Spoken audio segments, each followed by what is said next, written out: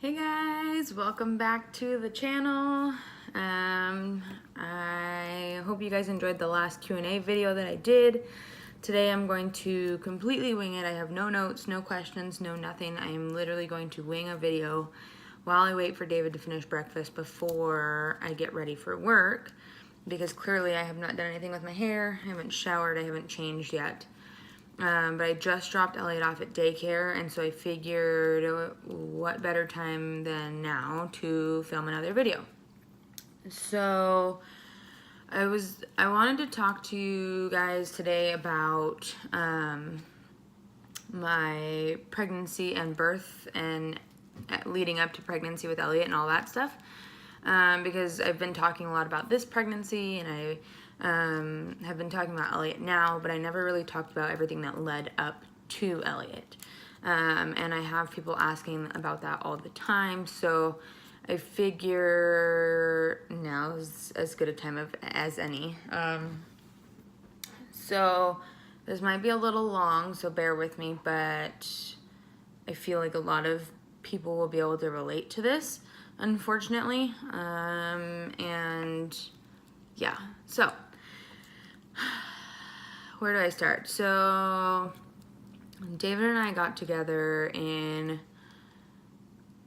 January of 2014. And then we, I don't know, we just got together like people do, right? Everything's cool. And then I'm trying to remember, I think it was after we got married. Yeah, like right after we got married, or right before we got married, one of the two. I don't remember off the top of my head. I'd have to look. I found out I was pregnant, and we weren't trying, and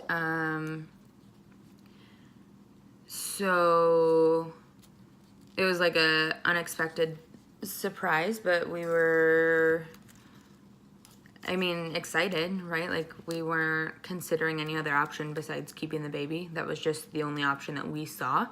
And we were going to make it work.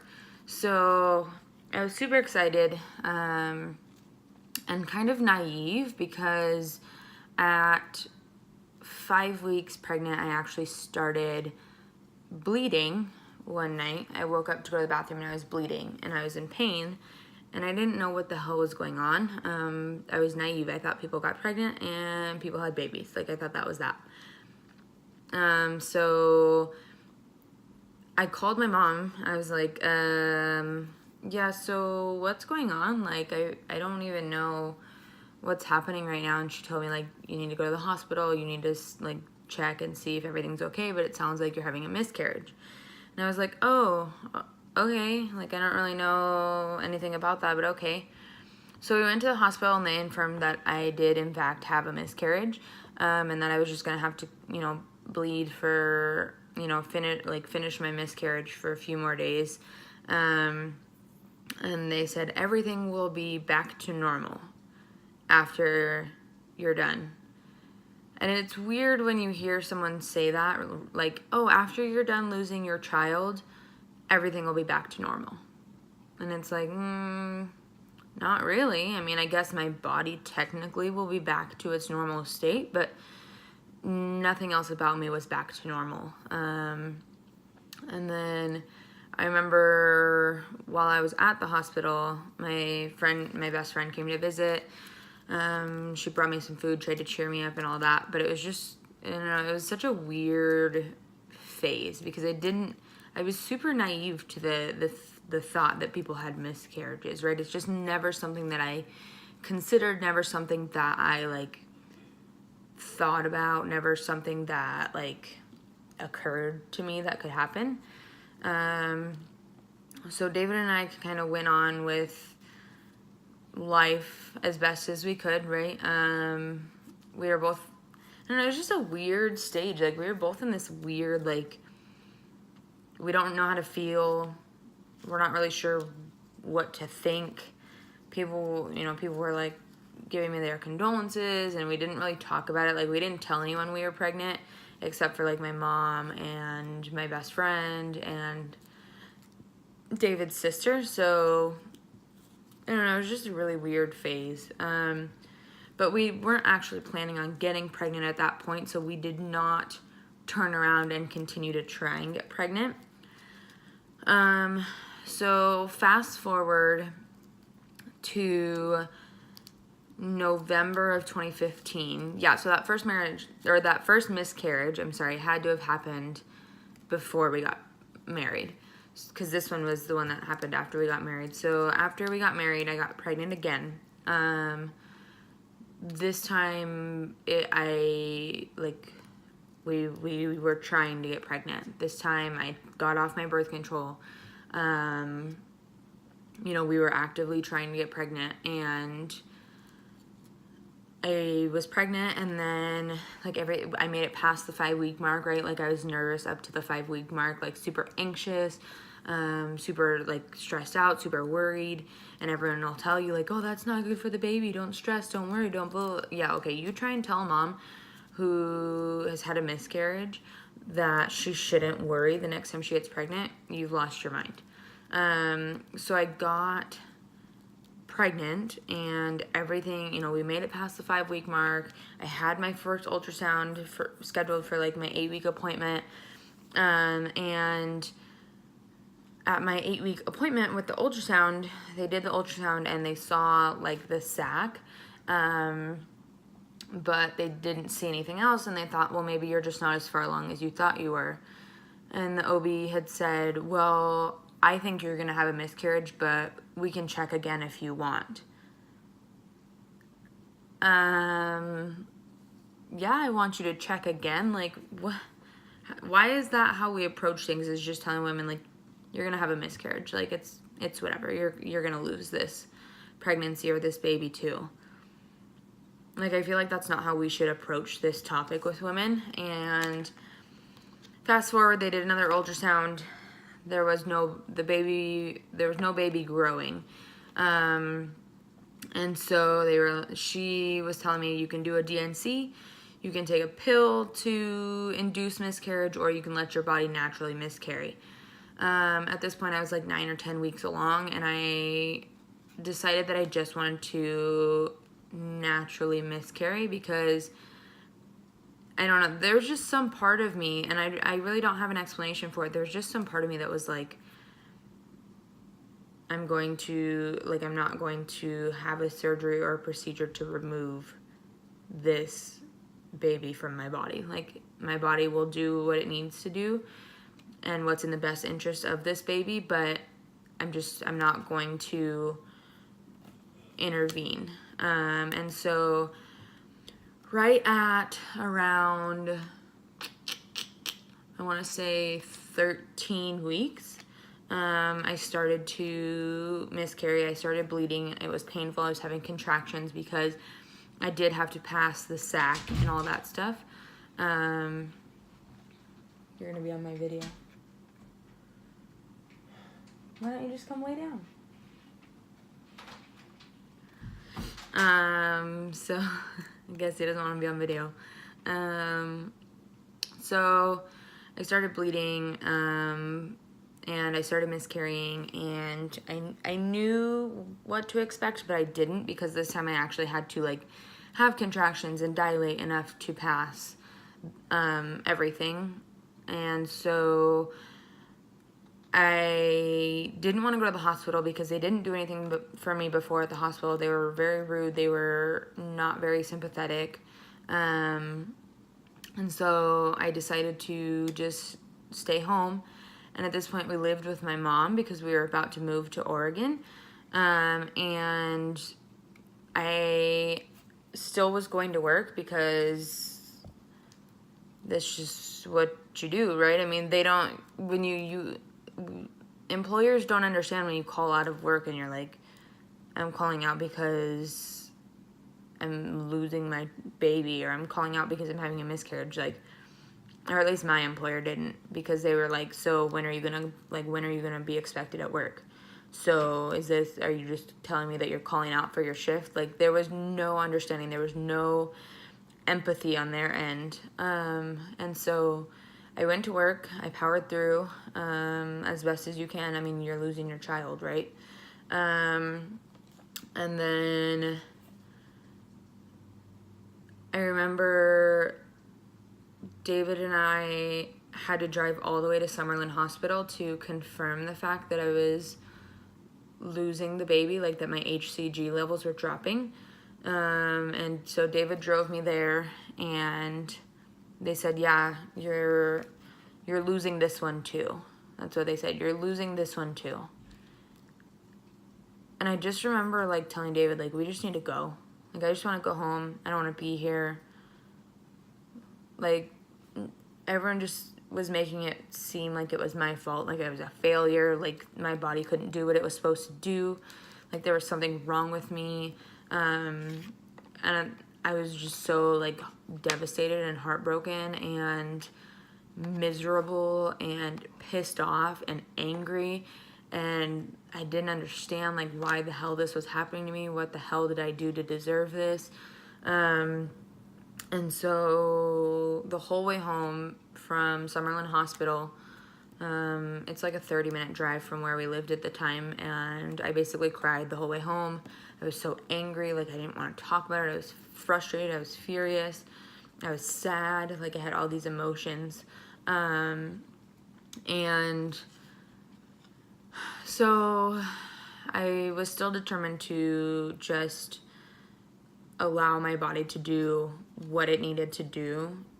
And I continued to bleed. And at one point the bleeding got so bad that I decided, let's go to the hospital just to make sure that everything's okay, to make sure I'm not losing too much blood, to make sure that everything is going as, I guess, smoothly as it can, right? I mean, there's nothing smooth about this, but making sure that I'm not putting my life in danger too, because no one would want that for me, right? So,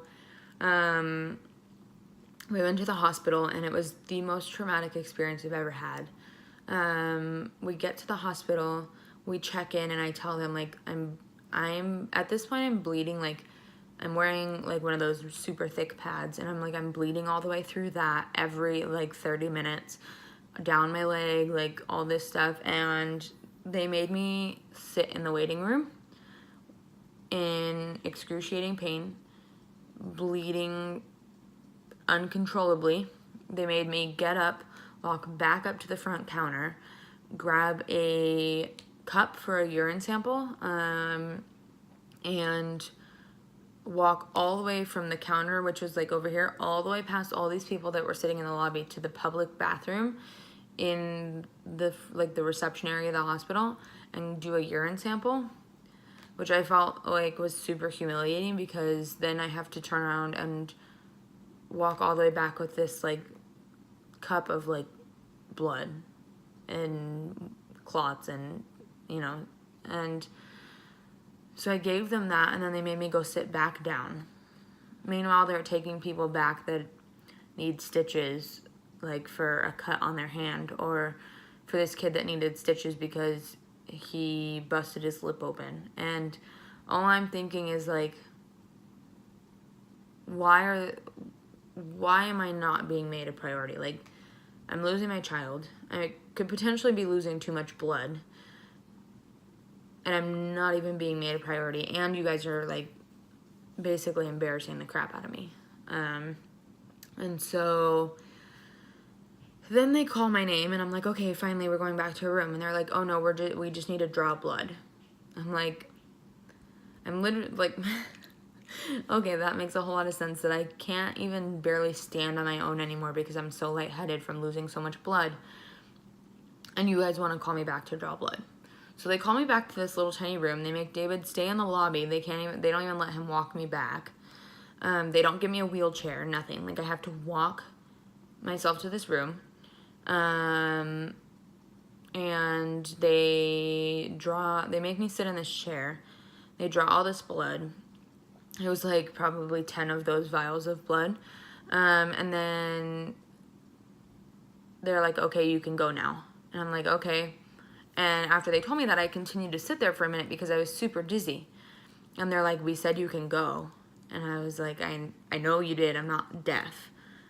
just because I'm losing my child, I'm not deaf. But I'm dizzy. And they're like, okay, fine. And they just leave the room. Like, I tell them that I'm dizzy and that I feel like I'm going to pass out, and they leave the room. And then when they come back, I just decide, like, I'm going to get up and go. Like, I'll just find a way to make it to the lobby because I don't want to be in here with these people anymore. Like, I want to go sit back with David.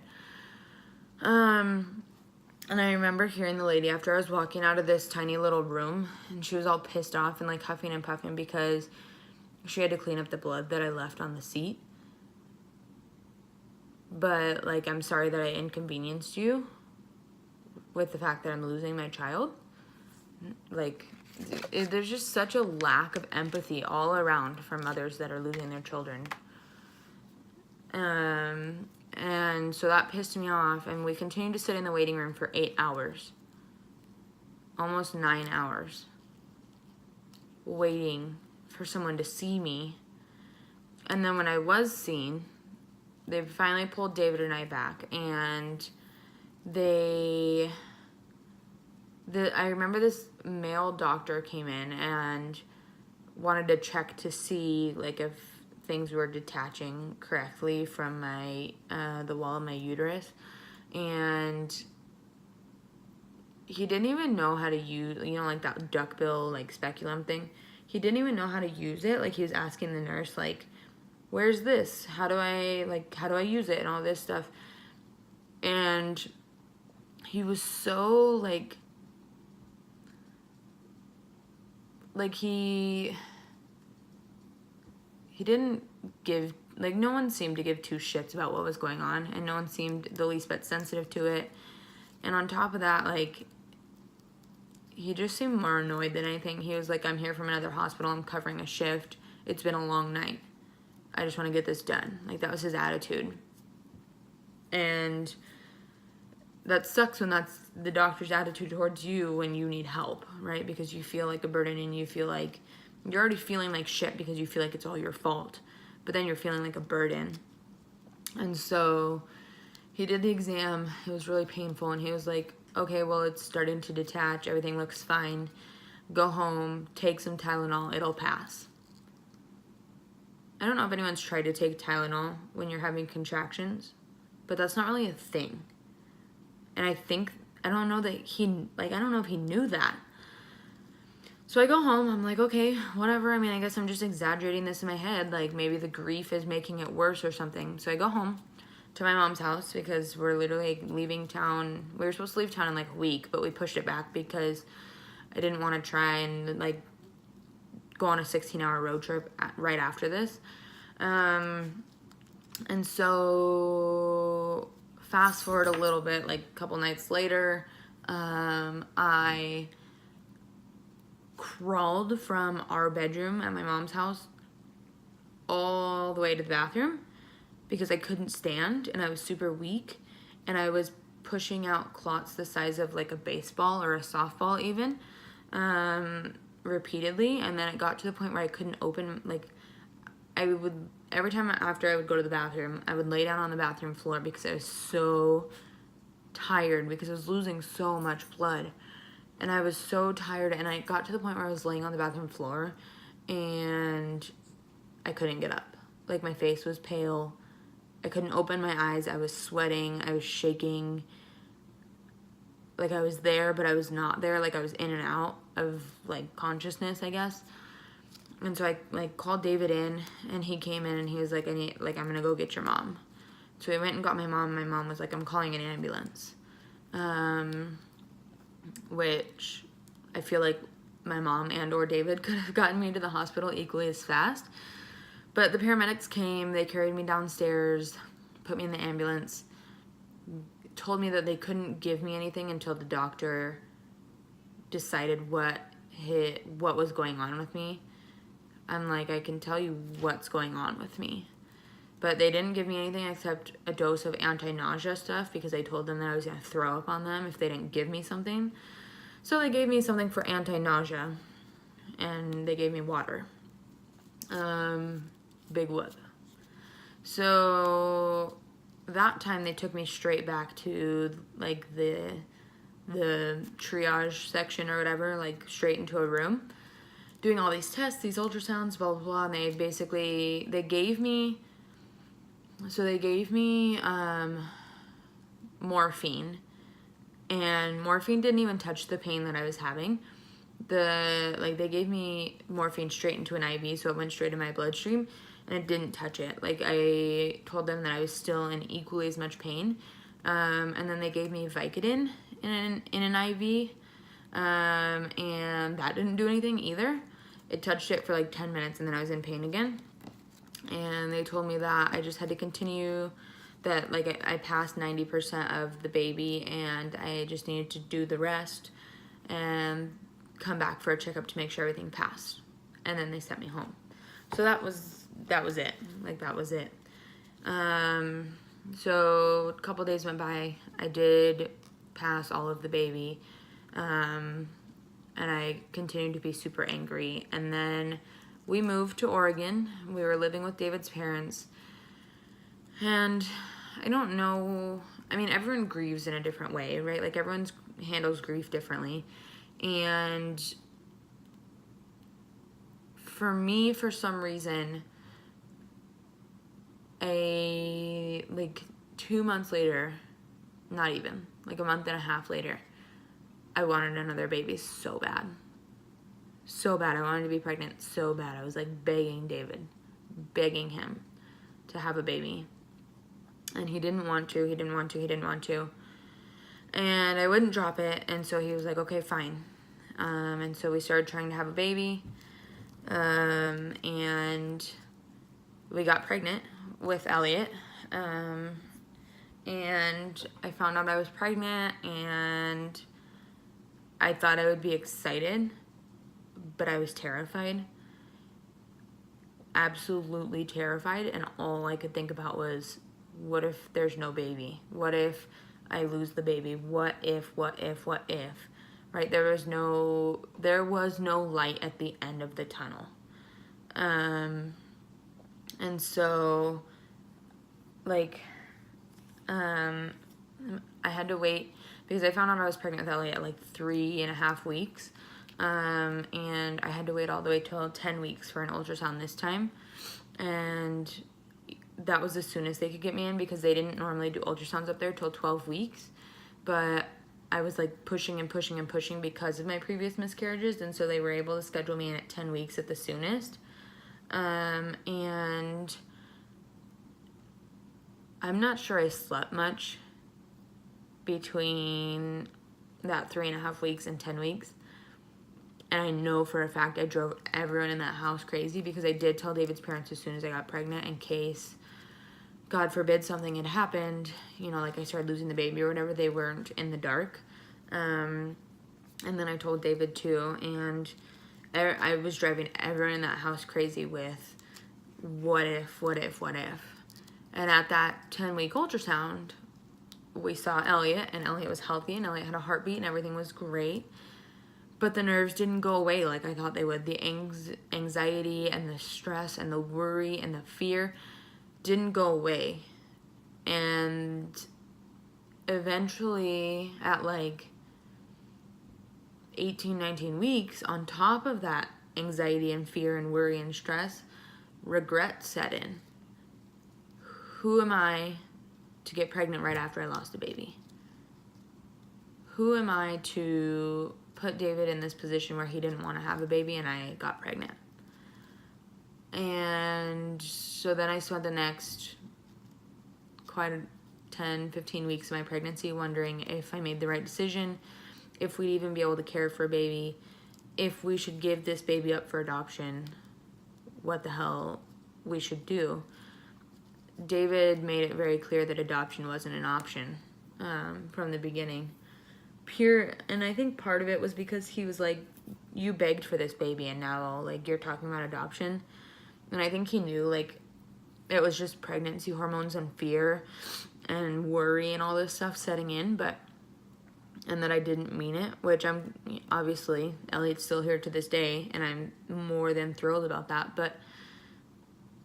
And I think part of it was because he wanted that, like, he did not want me to give his child up for adoption.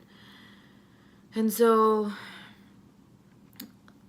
as my pregnancy went along, I got a little less stressed. At 23 weeks with Elliot, I started bleeding.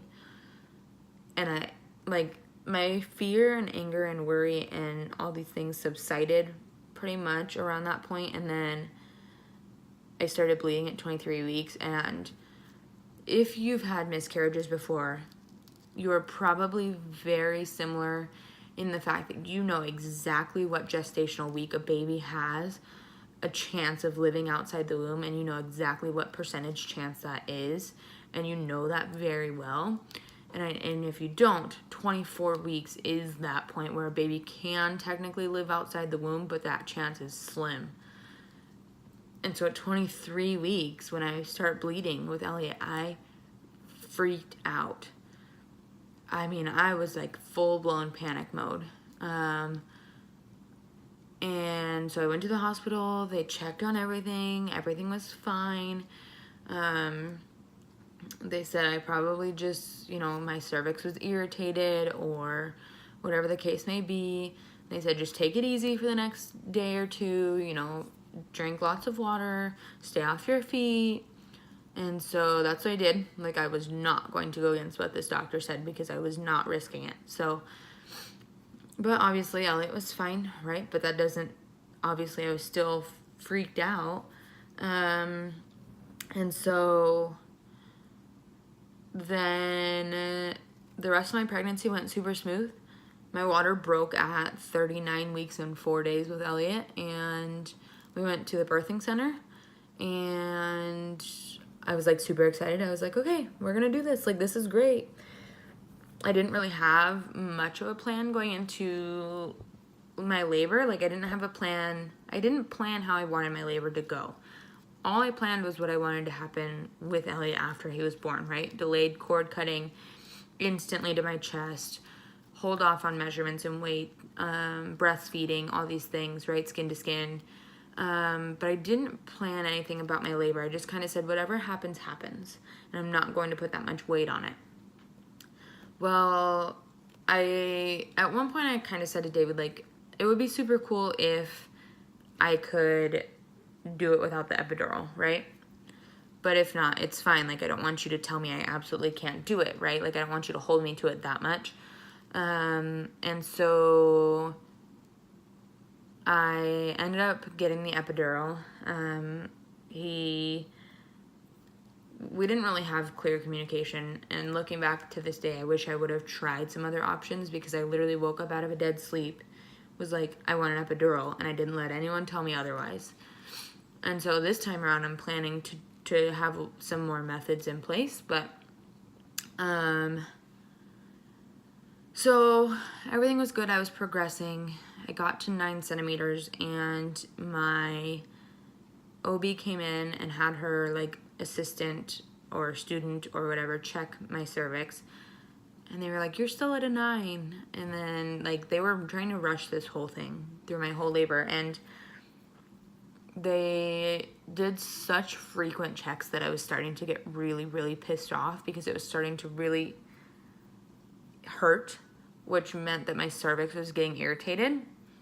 And so the student or the assistant or whoever she was did a check and was like, that's weird, you're still at a 9. It feels like you're kind of almost at an 8. And I'm like, what the fuck? How do you go backwards? No one told me that this process goes backwards. And so then the OB comes and checks, right? She does her whole little thing with her fingers and checks. Great. So now I have 2 people back to back checking my cervix, irritating the shit out of it. And she's like, your cervix is swelling. You're not going to be able to birth this child. We're going to have to cut you open. And I shit you not, those are the exact words out of her mouth. And I start fucking bawling. I was crying. I was pissed. I was angry. I was scared. I was, like, there were so many emotions flowing through my body that I was shaking so bad I thought I was having a seizure. And so the OB is sitting at the end of my bed after she said that, and she goes, let me know when you're done crying so we can get this started. What the fuck? No. So she comes back in a minute and a half later, and I'm still crying, obviously. She's like, you're gonna be fine. I'm gonna need you to stop crying because I need to get this started. excuse me? And so they take me back and put me in the OR, do the whole C-section thing. And I remember, like, she's sitting there, like, talking to her little assistant, whoever lady that's assisting on this procedure. Sorry, my nose is really itchy for some reason. She was talking to this lady while she's cutting me open, like, literally looking at this lady while she's cutting me open. And talking about what the fuck ever. And I'm like, dude, like, what the, like, you can't find anything else to do besides talk while you cut me open? Like, can we focus on what's at hand here? And so I have my C-section. She literally, if you've ever had a C-section, you know from, like, right here, there's, like, a curtain that goes up over your face, right? So, like, you're laying down and it's, like, here. And it's a clear curtain and a blue curtain, and the blue one's up while they're cutting you open, so you can't see them cutting you open. And then they drop the blue one once the baby's out so that you can see the baby.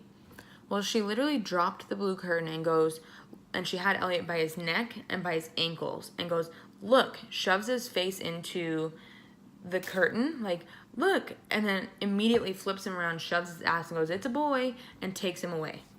That was all I got to see of my son. I didn't even get to touch him. I didn't get to nothing. And they instantly take him over there, and I'm screaming at them, like, I want David to cut the cord. I want David to cut the cord, over and over and over. Because they're not even at this point going to let him delay clamp, even though there's no medical issues with Elliot. He is perfectly healthy. And so they cut him, they cut the cord, I mean, and then they weigh him, measure him, all this stuff, and they're like, 9 pounds, 1 ounce, 21 inches, blah, like, you know, just screaming these out, and then they wrap him up and put him in a blanket and a hat and hand him to David. And I'm like, can I see my child? I can still move my arms. Can I hold my child? Can I touch my child? Like, you just ripped him out of me, and I can't even, like, see or hold or touch him. And so they bring him over and hold Elliot by my face, like, right here, like, his face is here, his body's right here, but he's in a little, like, blanket burrito thing. And they're like, smile, and they take a picture, and then they're like, okay, we're gonna wheel him back to the room with David while we sew you back together. What the fuck? And I'm like, no, I want them to stay. No, we're gonna take them back to the room. And I was so pissed. I was like, okay, fine, but I want David to get in that, and I told them, I want David to get in that room, and I want him to take his shirt off and do skin to skin.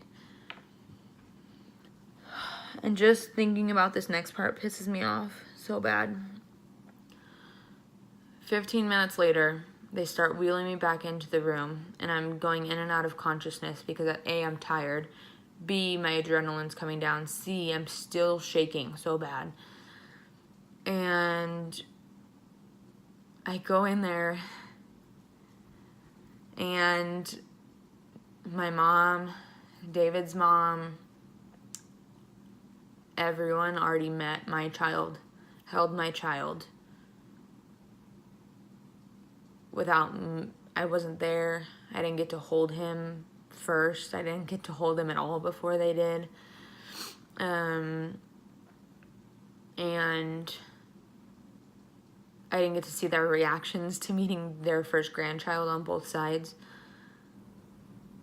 And David didn't get to do skin to skin because they immediately took the baby out of David's hands and handed them off to the grandparents. And I still haven't held my child, and he's been he's been out for like an hour. And then I get in the room, and I'm shaking so bad, and I'm so tired. I physically cannot open my eyes. And they're throwing blanket after blanket after blanket on me, trying to get me to stop shaking. I literally had like 5 heated blankets on me, plus a couple weighted blankets, to the point where my arms are down at my side. My eyes are closed, and they're having David just hold Elliot next to my face while they're all taking pictures. 99% of the pictures that I have with my first moments with Elliot, my eyes are closed and I'm not holding him. And if I am holding him, it's because they put my arms like this and they have David holding him. And so finally, everyone leaves. Finally, I can hold my own child. and they're trying to help me breastfeed, and they're literally just cramming his face into my tit and saying it's not working and asking me, so they said it's not working, and then they said that one of the nurses told, or one of the lactation consultants or nurses, no, it was a nurse, one of the nurses told the other nurse, like, go get some formula. And it really fucking pisses me off that that's the answer. That the answer is just go get formula. Instead of addressing the issue, instead of getting the lactation consultant in there, instead of trying something else, instead of asking mom, the answer is just go get the formula. And I told them no. I told them absolutely not, this child will breastfeed. And so they didn't get formula, but a lot of moms don't get to advocate for themselves that way or don't know how to. And so we met with a lactation consultant who did finally get him to latch, and we had to use a nipple shield, and I will go into that at a later time when I do a vlog all about breastfeeding. But then they were getting pissed at me in the hospital because I was holding him too much. You're holding your child too much. What the fuck does that even mean? You're holding your child too much. And I've lost 2 pregnancies, 2 children, and you're telling me that I'm holding this one too much. You're damn straight I'm holding this one. Elliot slept with me in that hospital bed the whole time we were there. Me or David he was sleeping with, he did not sleep in that bassinet, and I will not be ashamed of that. They got pissed off that he was sleeping in the bed with me. They got pissed off that I never put clothes on him until the day we left. They got pissed off that, you know, I was holding him so much and that we were doing these things and that I wasn't pumping right away when that is the worst thing that you can do unless it's absolutely necessary. They were getting so frustrated at these choices that I was making for myself and my child that it made, like, my whole delivery experience with Elliot was awful.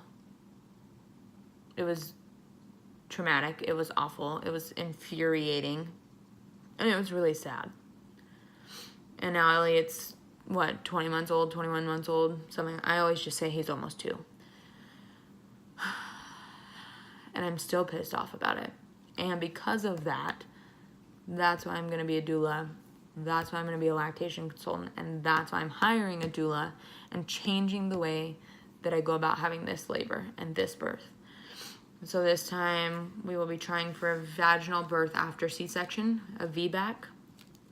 And we will be trying pain med free, and I will have a doula, and I have an OB that is 100% on board and knows very strongly about my desire to avoid C-section at all costs, and he is on board with that, and he says he thinks he can make that happen for me. And so I will have to update you guys once this baby is born in January, but that's my story. That's my adventure, my history with miscarriage and birth with Elliot. So if you guys can relate to this, I'm sorry, and you shouldn't have to relate to this. Things get better. You never forget. You never completely move on, but things get better. And if you have any comments about your birth story, or if you want to, talk about your birth story, or if you need, you want help or ideas on how to advocate for yourself for this birth that you're about to have, you can comment on this video. If you know me on Facebook, you can reach out on Facebook. I'm more than happy to talk to you. But until next time, guys, bye.